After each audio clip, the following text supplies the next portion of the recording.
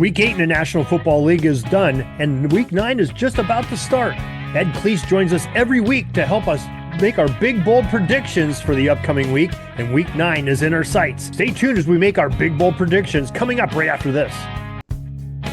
This is the Pigskin Daily History Dispatch, a podcast that covers the anniversaries of American football events throughout history. Your host, Darren Hayes, is podcasting from America's North Shore to bring you the memories of the gridiron, one day at a time.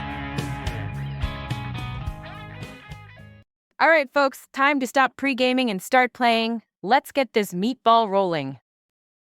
Hello, my football friends. This is Darren Hayes of PigskinDispatch.com. Welcome once again to the Pig Pen, your portal to positive football history, and welcome to another week of predictions on the NFL games coming up for Week 9 this week. As always, we have Ed Cleese joining us to make these big, bold predictions. Ed, welcome back to the Pig Pen. Hello, Darren. How are you? I am doing great. I see you are traveling today, so your background's just a little bit different than normal weeks. Yes, I'm in the middle of nowhere in far northeast Oklahoma, pulled off on the side of the road because that is my level of dedication to the Pigskin Dispatch podcast. All right, so we are Pigskin Dispatch picking mobile today with Ed Yes. Cleese. And, so Ed, I guess, first of all, what was your thoughts on Week 8 games that just finished a couple days ago? So it was really weird. This is the first week I kind of had a hard time coming up with thoughts specific for the week because I'm sure it's happened before, but on the games that were played last week, all but one were decided by 2 or more scores. So every single game, all weekend, was decided by 9 or more, except for, of course, ironically, the Jets coming back to get their first win of the year by 1. And even that game was 14, like midway through the fourth quarter. So there weren't a lot of great games or observations from this week. So I decided to swerve a little bit and play on the theme of Halloween this week. And so they came up with 5 This sounds a little bit scary. It could be scary, and that's what it is. Okay. So I came up with, up to this point in the season, I came up with 5 different things that should terrify different NFL fans.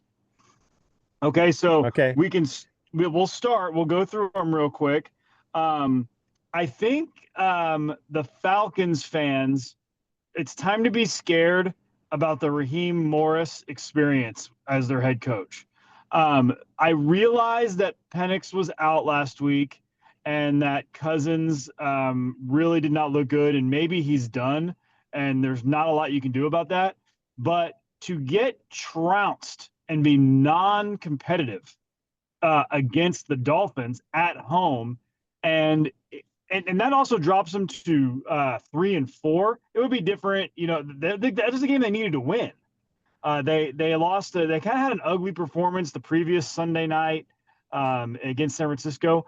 And this also dates back to last year, where they really had a good opportunity to make the playoffs at the end of last year, and they kind of unraveled and fell apart. They lost that last year. They also lost some games they probably shouldn't have. They lost week 1 this year to Tampa in a close game. They're missing a ton of opportunities. And I think at this point, if you're an Atlanta fan, you're starting to get really scared that this guy is not the right head coach. Yeah, that could be true. I think there's probably about half the teams maybe questioning their coaching, including my team right now. There's a lot of heat going on in Pittsburgh, just like there is in Miami. I think it's calmed down a little bit in Baltimore, which I don't understand why they were doing that when you have half the team hurt. But there's a lot of controversy going on in the coaching thing. But Atlanta, really a hotbed. And you don't know, we talked about teams last week that you really can't trust. You don't know who they are. I think the Falcons have entered that fray along with the Vikings and I forget who the other one we were talking about, but the Chargers. Yeah, I think they're a little bit like that too. So they're world beaters one week and the next week, you don't know what's going on.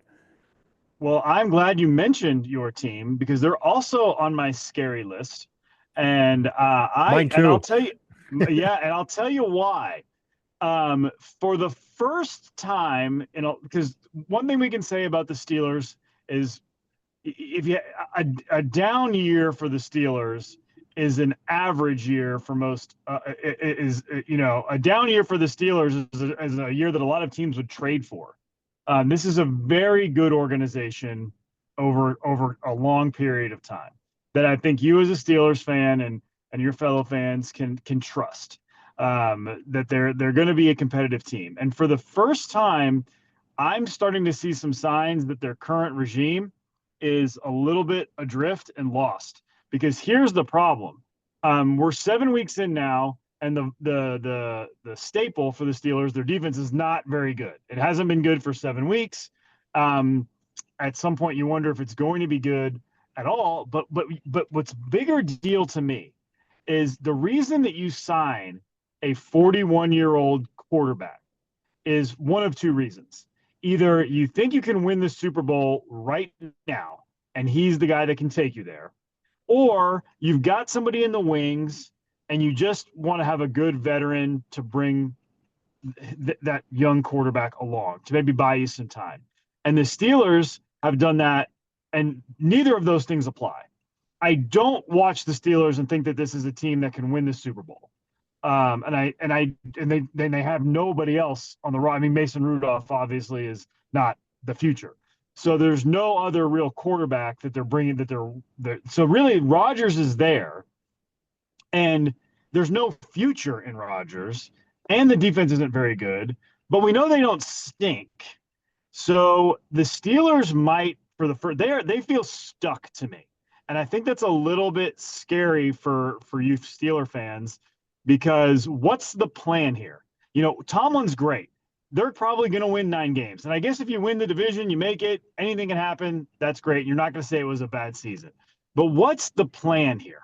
What are we doing? The defense isn't very good. Our quarterback is ancient, still playing pretty well, but there's no next year or the year after that, really. You're not building around him. So I think the Steelers are in a scary cycle for maybe the first time in a while. Yeah, I don't disagree with you. I mean, 2 weeks ago, it looked like maybe they were going to be in contention as one of the AFC teams to beat. They were, if they would have beat the Bengals, they would have been, 3 or 4 games up on the next closest person in the AFC North. Now it's, they're still 2 games up. They're still a first place team, but the really meat of their schedule comes up. Indy's coming to town, who's probably the top team in the NFL right now. They're certainly playing like it. They have other big games against Buffalo. They have the Ravens twice yet. They have the Bengals again. There's a lot of good teams that the Steelers have to play, and it's all right in a row. And their bye week was done 3 weeks ago. But it's kind of a bizarro world for the Steelers. You talk about Rodgers. Rodgers has actually been pretty good. He's been pretty solid. The Steelers offense hasn't scored this many points since, Ben Roethlisberger before his elbow surgery. So it's been, almost a decade since they've been scoring like this. They're in the 20s every week. With their defense, the way it's been traditionally, they should be winning every single game. We're spoiled as Steelers fans with our defense locking people down to 20 points or less. And that should be winning it with the way the offense is playing.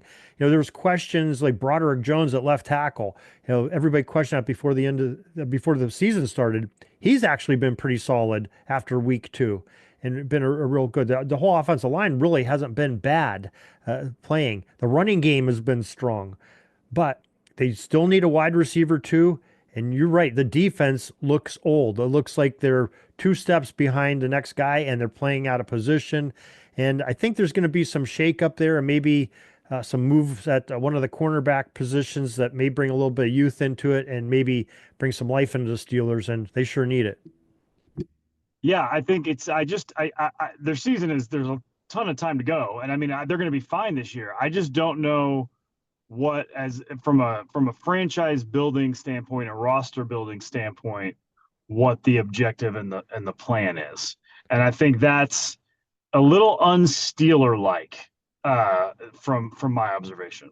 Well, they have a ton of draft capital going into next May's draft, and the draft is in Pittsburgh. That's true. That's right. So maybe you'll solve all your problems there. I don't know that we'll solve all the problems, but I have a feeling the future quarterback is already on the roster, and that's one Will Howard, who is unproven, hasn't even played a preseason game. They just took him off IR this week. They have a plan for him. He's going to be getting into some contests. With, Green Bay game might have been a good one to put him in the fourth quarter just to see what he can do. But they couldn't at that point. But who knows? Well, I think they're going to try to test out the wheels on this young rookie. Well, speaking of quarterbacks, I think something we touched on this a little bit last week, but something that the entire NFL should be afraid of is, oh my gosh, have the Patriots done it again? Because May continues to look fantastic, and he's getting better and better. He's doing both things, meaning he's steady and he's not making big mistakes, and he's making the spectacular game-winning type plays. He looks phenomenal, and it's not very fair. It's a little bit like the Colts going from Peyton to Luck, or the Packers going from Favre to Rodgers. I know really we've had a little gap here between Brady, but if the Patriots have landed a real star quarterback, then I think they have the organizational chops and the history for everybody else to be a little worried that they're probably going to get the other stuff right, and that we might be dealing with the Patriots again for a long time. That's quite a good possibility, because you're right. I think Vrabel's a solid coach. I think they were smart to get him in the works as their head coach, and he is an ex-Patriot, knows the Patriot way. And May is for real. He is a stud. I think they need to get a better grasp on the ball, so they're not. I mean, they're coughing the ball up at an alarming rate in games. They we saw it again last weekend where they put the ball on the ground, not as much as they had in some other games, but they need to get some ball security. And I think that comes with some experience, because they're a young team. And you're right, they could be around for a while. Yeah. And my next one is also from that draft class. And we see this all the time now. You should not bury a quarterback too soon. It takes time. We see plenty of these guys that are taking 5-6 years, usually on another team, before they really kind of blossom. So in no way am I writing off Caleb Williams as an NFL player, but I think Bears fans need to be a little scared, because when I watch the Bears, I see a team that kind of appears ready, except for the quarterback is holding them back from being better. Every time I watch the Bears, I see a lot of weaponry on offense that's very dangerous. The defense isn't spectacular, but it's been pretty good, certainly good enough. And I really like Ben Johnson and his creativity as an offensive play caller. And, very quietly in the offseason, they signed their backup, Tyson Bagent, to a 2-year extension. And there are a lot of people there that like him. And there's been some rumors that Ben Johnson really likes him. And I think it's going to start to get a little tempting, because Caleb has been okay. He hasn't been terrible or necessarily played poorly enough to where you'd want to bench him. But it does feel, when you watch the Bears, that there's a gear that they can't quite get to, and it's probably because of Caleb. He's too erratic. There's too many there's not enough first downs being converted. The end of that game the other day was kind of a mess of what's he even doing or thinking. And I think it's approaching uncomfortable for Bears fans, because if you ever do yank them, then it's really hard to go back again. So, it's a very walk on eggshells, but I think it's getting a little shaky for Caleb at Chicago. I don't disagree with you, but I think the word uncomfortable that you used, I think that's what he is. He's a little bit uncomfortable at times. If you look at his first drives, and actually his first 2 drives, the first drive is always scripted. But so Ben Johnson's laid out a plan for him. He's been brilliant. I think they've scored on almost every opening drive that they've had this year. The second drives, they're sort of hit or miss. They're like 50-50, I think is what I saw the stat sheet on that. It's the third drives on, and as you get into the end of the game, when it's crunch time, that the wheels just fall off. And we saw that. It was a perfect evidence of that the other night in the game, where they scored on their first drive, looked good on their second drive, and just by the end of the game, it was turning into a train wreck. Maybe you've given him a nickname. Maybe we'll just call him One Drive Williams from now on. One That Drive. could be. That could be. Maybe they should start Bajent, and then if the game is close at the end and they need one drive, well, let's put in Caleb at the end. There you go. Or maybe you got to script 90 plays and he'll be okay. Just script it. Yeah, script everything. Coach, it's third and one, and you've called a deep pass. No, it's scripted. We got to go with it, Caleb. Why are we punting on second down? What's going on here? Yeah, and yeah, the scariest thing though on my list is something we should all be really worried about and scared about, because it's not something we probably all deserve as NFL fans, but we are, as of right now, if I had to pick, I think I might pick a Chiefs-Eagles Super Bowl again. And when I watched the Chiefs, I was at the game the other night, and when I watched the Chiefs just in general the last few weeks, what's scary to me is that this is not a team with championship mettle that has a Hall of Fame quarterback that's finding a way to get it done. I look at them and I'm like, oh, that kind of looks like the best roster in the NFL. I don't think organizationally they probably get enough credit for how they've retooled sort of on the fly over these years. Their defense, about 2-3 years ago, their defense had become a problem and was holding them back and a negative. And it was a weakness that you could exploit when you played the Chiefs. They fixed it. Now their defense is good. It was great last year.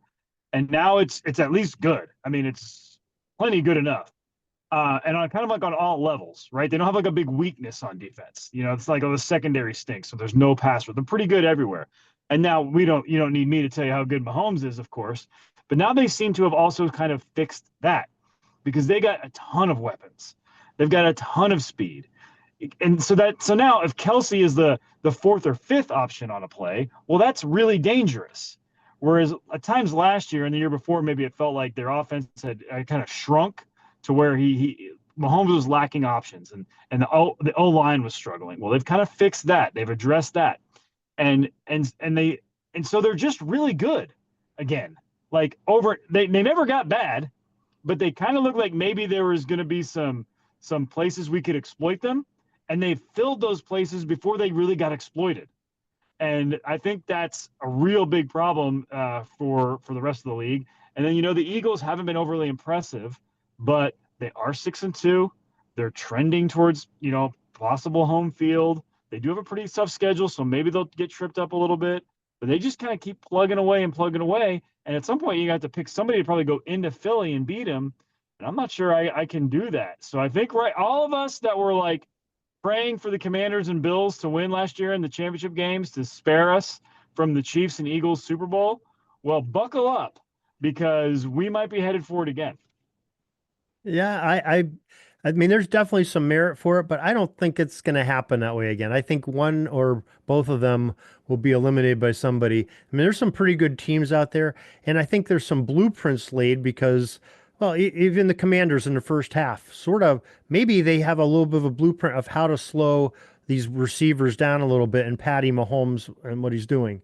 And, Pacheco got hurt. I don't believe he's going to be playing this week. He might be out for more than a few games. And he's an important key to their cog, too, of having that running game. Even though the Chiefs don't care, they'll probably pass every single down if they really wanted to, because they're that good. But I think playing some of the man defense that the Commanders did, it gave them a little bit of trouble. And maybe, Andy Reid has to go to his bag of tricks and can overcome that, which if anybody can, he can.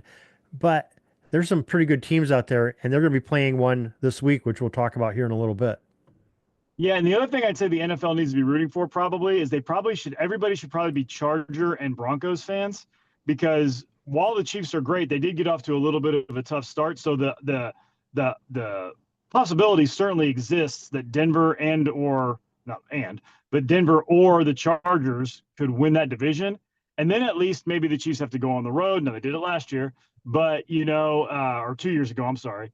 But, obviously, if we can get him to play in Buffalo, or the more shots at him you get, don't let him have the bye. That's probably the Broncos and Chargers could potentially make things a little easier. But I will say this: if the Chiefs wind up winning that division, I think they're going back to the Super Bowl because I'm just not picking anybody to win at Arrowhead. And when it really matters, I'm not. And the other thing that could be disastrous is if the Colts stay on track and they get the number one seed, and Casey has to travel there, indoor stadium. There's not going to be any weather that's going to be an advantage of the home team. And I don't know if I'd want to face the Colt or face the Chiefs in that environment on a fast track like that, because they're pretty good. Yeah. I mean, let's just be honest. I mean, who's going to have the stones to pick the Colts to actually beat the Chiefs? I don't care if the Colts go 16-1 this year. If they have to play the Chiefs in the playoffs, it's going to be a pretty uncomfortable spot for the Colts, I would say. Yeah, probably. But yeah, hopefully I'm not speaking this into existence. Okay.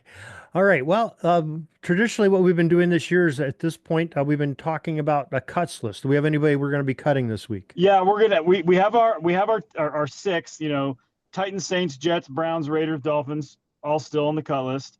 I added 2 this week. Okay. We're adding the Giants. It's a little bit more of sort of tough luck. I mean, that horrible loss in Denver, and then they lost in Philly, which was somewhat predictable. But now they've just lost too many guys, and their record is such that they're not going to factor in the playoffs now. I do think the Giants could still win some games down the stretch, be a little bit of a pest, and be a team that feels like they're on the rise. But this is not a team that's going to be a factor in late December or January. And then the other one that got cut is a team that didn't play. So I've gone ahead and cut the Cardinals, even though they didn't play last week, because that's just a standings reality. You look at the 49ers, the Rams, the Seahawks are all 5-3 or better, and the Cardinals at 2-5. Yeah, they're not coming back from that. Sorry, it's not happening. I don't have any faith that they're going to be the kind of team that can, win 8 out of 10 or something like that to get back into this. So I think the Cardinals are pretty much officially done as well. All right, so you're enacting the curse of the possible Maroons on them from that Yes. 1925 championship. Okay, all right. Correct. So that's 8. So we're down to only 24 teams that I think are still playoff chatter worthy. And some of those Okay. are on the edge. Believe me, they're on the edge. Yep. All right. Well, we have a little bit of catching up to do. We did not have the Monday night games, the doubleheader from last week in our scoring from the week 7 games. So maybe we need to get caught up on how we're doing on those. Well, we were that night. We both got we stayed even because we both got that Lions game correct, and then you got the other game, that Texans game, incorrect. So we both got 2 points. So we stayed right where we were. So Okay. yeah. So going into this week, you're up by 1. If I'm correct. Okay, Correct. all right. I was up by no. Going into this week, I was up by 2. Up by 2. Okay. Okay. Yes. Going into this week, I was up by 2. Yes. We can check my math later, but I should be up by 2. All right. But that was just going into this week because I am no longer up by 2. So going back to last week, we'll start with your picks. You're going to get a nice 6 out of 10. So you got 3 out of your 5 picks.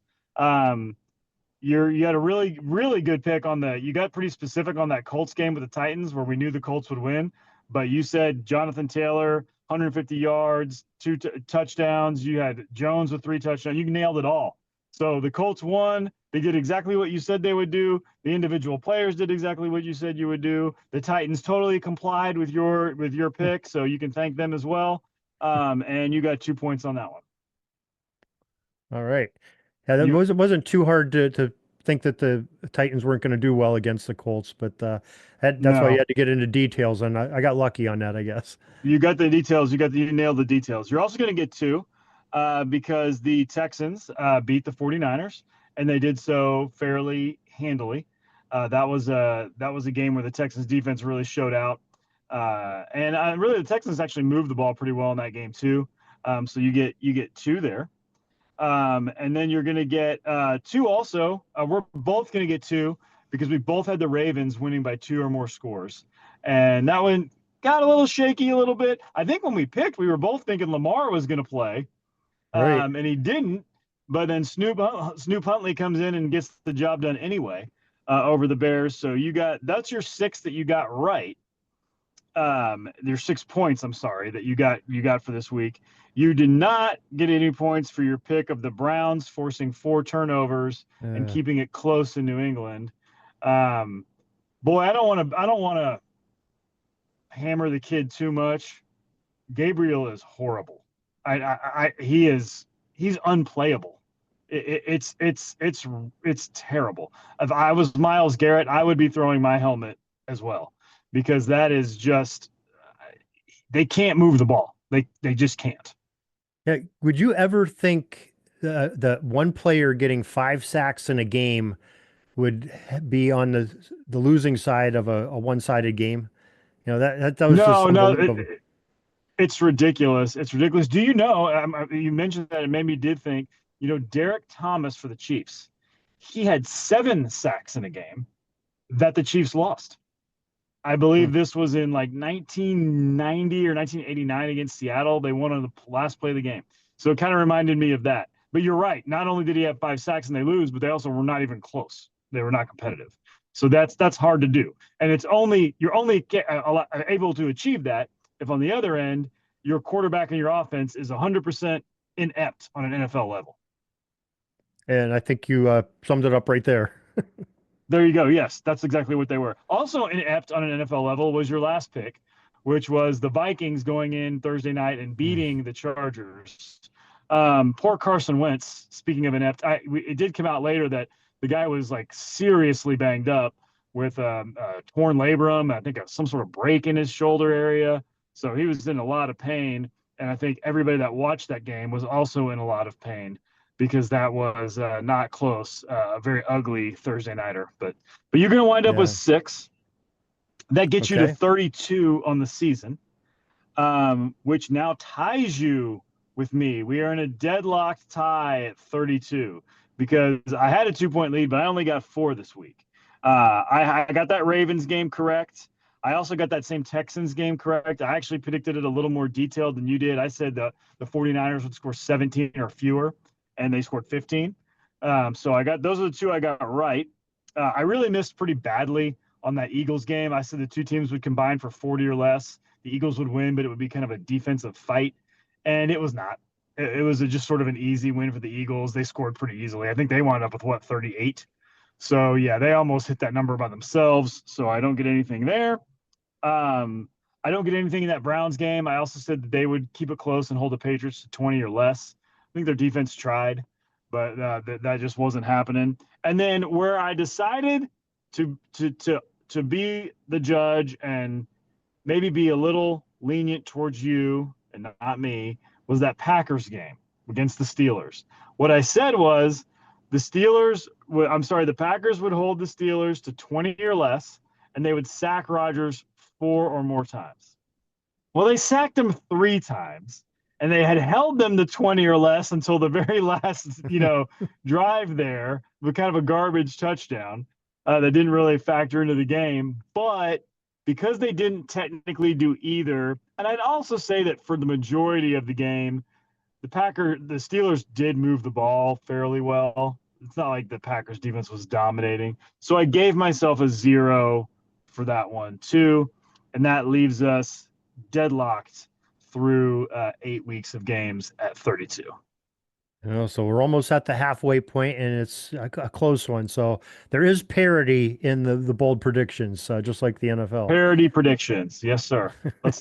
Time for me to take the charge again.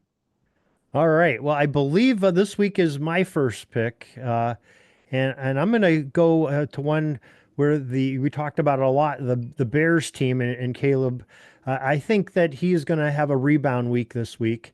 And I made this pick even before I got the news on Joe Flacco being 50-50 to go for the Bengals. But I think the Bears are going to take a bite out of the Bengals. And even though Jamar Chase is going to score twice, the Bengals are going to lose this game.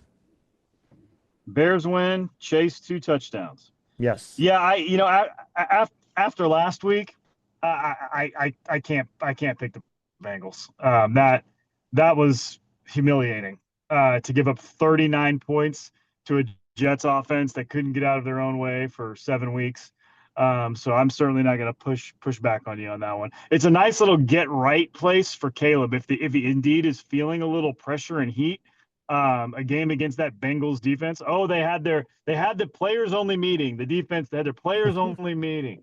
The players only meeting. So they should probably have a players only meeting and then just not let them back in for the Bengals. So that was bad. But yeah, I'll probably tend to agree with you on that one. I do not have a pick in that game.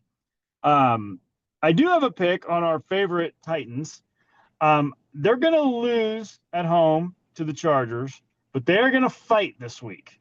And this is a little bit of maybe a blind spot here for the Chargers too.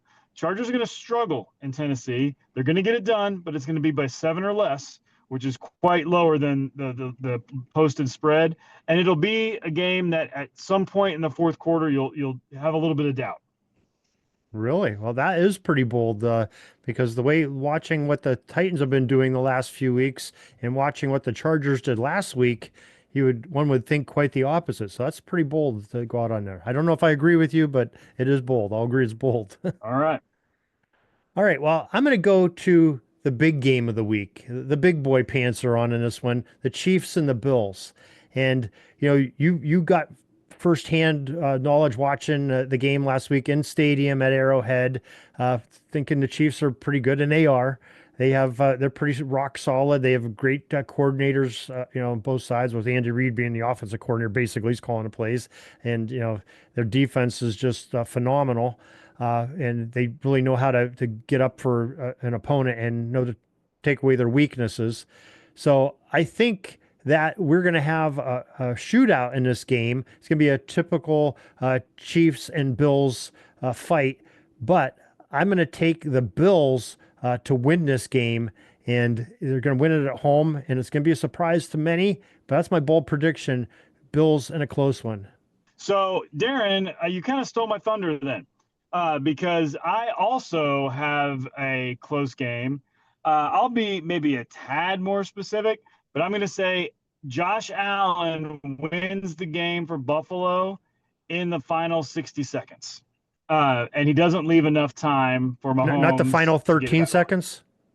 No, the final 60 seconds or overtime. Okay. So the Bills are going to win this game with less, either in overtime on the last play somehow, or with less than a minute remaining. So beyond 59 minutes and 30 seconds.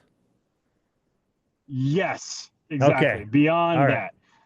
So yes, I do think the Chiefs are the better team. And I actually don't think it is that close. I think they are clearly the better roster, but they don't have to be the better. Buffalo doesn't necessarily have to be the better team on Sunday. And it is a very big game for Buffalo because they really need this game if they meet again to be in Buffalo.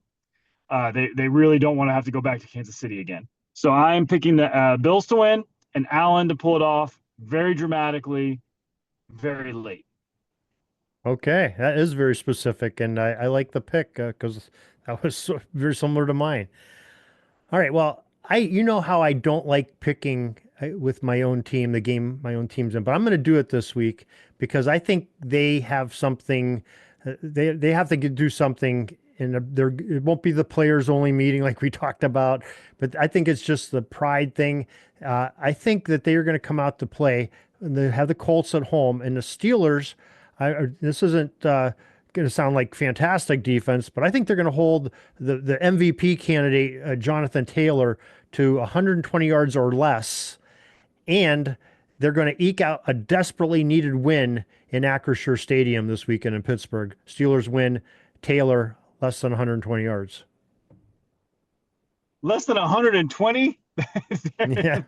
I don't know if I could get Are you also predicting the Steelers to hold them to less than 45? Yeah. Hey, you got to take a W the way you take a W. All right. I got you. All right. So, yeah, I didn't have a strong feel on that game either way. You would think maybe by what I said earlier that I'd really lean towards the Colts, but I don't, because I do think that right now the Steelers are probably fine, and their offense is playing pretty well. And the Colts will probably kind of do. It's 7-1. At some point you say, "Oh, is this team really going to go 16-1?" So it's a tough road game. So I can see where you're coming from on that. And, But and, and my let me clarify too. The 120 is 120 yards rushing, not total yards. okay, 120 got it. yards rushing. I'm going to hold him under. 120 yards rushing. Okay. Okay. And Daniel Jones will have less than 575 yards passing. Well, he could have like 1,000. I don't know. Gross. Okay, there you go. All right. I'm going to go with a couple ugly ones now. I'm going to say that the Packers on Sunday at home against the Panthers, who I think, they look like the Panthers might be something a little bit there. And now I think there's a little bit more reality. I think this is a real big mismatch. The Packers have sort of played with their food the last few weeks. Now, I thought they played better in Pittsburgh, but even then, the first half, they were a little clunky. I think they're kind of ready to maybe just blow somebody out. So I'm going to think that in what I consider to be a real roster mismatch, I'm going to pick the Packers to beat the Panthers by 3 or more scores. So we're talking about 17 or more. Wow. Okay. You've been very strong on the Panthers all year too. With if I'm thinking correctly, you've picked them more. Yeah, than I've had them times. a couple times. I just don't like the spot for them, and I do like it for Green Bay. I think this is shaping up as a bit of a mauling. Okay. All right. Well, my next game, I'm going to go to the NFC North. We have a battle between the Detroit Lions and the Minnesota Vikings, and I'm going to take Detroit. I think Jahmyr Gibbs is going to be a humongous factor in this game. I think he's going to score twice, and he's going to have a bountiful 150 yards plus of total offense, both catching and running the ball. And the Lions are going to roll here and really beat up on the hapless Vikings, even with McCarthy coming in at quarterback, probably. Yeah, it's hard to see. It's hard to see anything other than a Lions win. I don't really like it for the Vikings. I don't think they trust McCarthy. I think that's pretty clear by how they've handled this over the last few weeks. It's very odd to have a ankle injury that didn't even necessarily have a specific moment that it happened that then keeps you out for months. So it's a little weird, and yeah, things aren't looking great for the Vikings. It is a division game, you never know, but Lions off the bye at home, I could definitely see that. I'm going to do two much worse teams. I'm going to pick an upset in the late window that the lowly kind of hapless looking Raiders are going to win outright. So I've got the Jags are going to lose to the Raiders on Sunday in Vegas.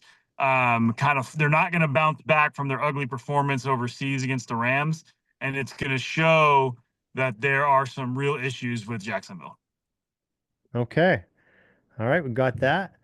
My final game, I'm going to go to the Giants. So you were sort of hard on the Giants. You put them on your list of cuts, and I don't necessarily disagree with you, but I think the Giants are going to put up a good fight this week. They're playing the 49ers, but I think they're going to end up losing on a last minute field goal to the Niners. Giants in a close one, but Niners pull it out with a last minute field goal. Okay, Giants, the Niners last second. Yeah, I didn't like that one either. The Niners are way better, but they're so banged up right now that I just can't. I'm just not sure about them at this point. I think they're really good. I love Shanahan, but they're a shell of what they should be. So they're just kind of limping along, and I'm not sure what to expect. And usually we talk about, in the NFL, it's kind of we like to zag, go against the grain, pick the opposite of what happened last week. On Monday night, I'm just going all in on what we expect because the Cowboys are at home on Monday night. They've scored 40 points or more in each of their home games so far this year. They are playing the Cardinals, who I believe are expected to have Kyler Murray back. Those two teams are going to combine for 60 or more points in that game. And it's going to be a shootout. Now, it may not necessarily be a close shootout, but Dallas's offense will bounce back from their kind of poor performance in Denver on Sunday. I think they are much more comfortable at home. That Cardinals defense isn't going to provide a ton of resistance. And the Cowboys defense won't either because they just aren't good at all. That's a very poor defense. The Cardinals, it's a good spot for Kyler to come back if he indeed is back. And those two teams are going to light it up on Monday night, and they're going to give us 60 or more points. Okay, so AT&T Stadium is going to be good to the Cowboys once again, and there's no place like the magic of Jerry World. And the magic of Jerry World, which has the most annoying and eye-roll inducing game presentation of any NFL stadium I've ever been in. It's really bad. It's really, really annoying. My kids and I were both talking about it. The contrast of Arrowhead to Jerry World is stark. It is really something. The difference in how the game is presented, the fans, everything about it is very different. And needless to say, Arrowhead is way cooler, way more fun, and a way better experience. And they also right now have a better team. So. Yeah, that probably helps. No doubt, that probably helps. But Jerry World is so antiseptic. It's just cavernous. It's big. Everything they do is a little bit cheesy. It's very forced. The fans are sort of indifferent in some ways. There's not a lot of cohesion, or I don't know. There's just something missing at Jerry World. And I went to a lot of games at the old Texas Stadium, and it was different. So I think it is somewhat specific to the stadium itself, which is really impressive as a building, as a stadium. But for a football game, it's not great. It's really not great. Yeah, I've never been to a game there, but I got to tour it. But it's expensive marble that they have there in the concession areas, though. It's like some Italian marble that was like $50 a square foot or something. He paid for it. It was crazy. Yeah, if only they would have used some of that money on a defensive end or a linebacker, maybe they would be a little higher in the standings. Right. Well, that's true. All right. Well, there's our picks. We have them in for week 9. We know we're tied after the week 8 games. And we also know that, we were worried about you. We want you to read that warning label that we've been seeing above your head this whole time to make sure you know that sometimes the objects in the mirror appear to be at a different distance than what they really are in your vision. So I feel like I'm in a different universe right now. I'm surrounded by fields and everything. So sorry for the technical difficulties, and we'll try to get back on track next week. All right, Ed, you take care, drive safe, and we will see you back next week for the week 10 picks. Thanks, Darren. That's all the football history we have today, folks. Join us back tomorrow for more of your football history. We invite you to check out our website, pigskindispatch.com, not only to see the daily football history, but to experience positive football with our many articles on the good people of the game, as well as our own football comic strip, Cleat Marks Comics.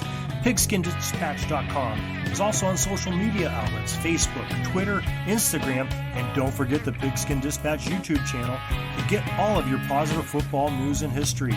Special thanks to the talents of Mike and Gene Monroe, as well as Jason Neff for letting us use their music during our podcast. This podcast is part of the Sports History Network, your headquarters for the yesteryear of your favorite sport.